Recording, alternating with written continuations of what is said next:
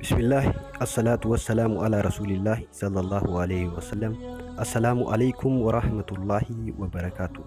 Shamarka fuunee kabajamtoota jaalatamtoota hordoftoota yuutuubii kiyyaa bakkuma jirtanitti salaamtaan tiyya ta'uun irraa maddite isin haadha qabdu isiniin jecha guyyaa har'aa barumsa sunnaa rasuulaa keessaa muraasa laalla. Sunnaa rasuulaa sallallahu alaihi wasallam nama hordofu rabbi nu haa taasisu inshaallah. Ergamaan rabbi yeroo hirribaa ka'an maal godhan ka jedhu laallaa jechuudha.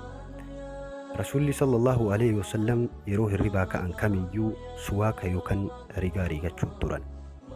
Ergamaan rabbii hin rafanii ture hanga suwaakni yookaan rigaan isaan cinaa jiraatutti. Akkuma hirribaa ka'aniin ilkaan rigataa turan.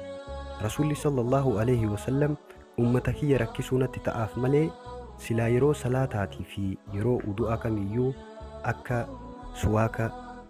suwaakatan ajajaa jedhan. Kuni sunnaa rasuulaa keessaa isa tokkodha jechuudha. Kanaaf rabbii nama sunnaa isaanii hordofu haa taasisu. Qabxiin inni lammaffaa harka keenya yeroo sadi dhiqachuudha. Kunis sunnaa rasuulaa keessaa isa tokkodha. Meeshaa homaa osoo hin tuqin harka keenya yeroo sadi dhiqachuu akka qabnu nuuf dhaamanii jechuudha. Hadiisa Abu Hurairaan gabaase keessatti namni tokko waa akka hin xu'ine meeshaas haa ta'u wantoota nyaataas haa ta'u wantoota bishaan itti dhugan meeshama kamiyyuu akka hin xu'ine yeroo sadii haga harka dhiqatutti jedhan yeroo hirribaa ka'u.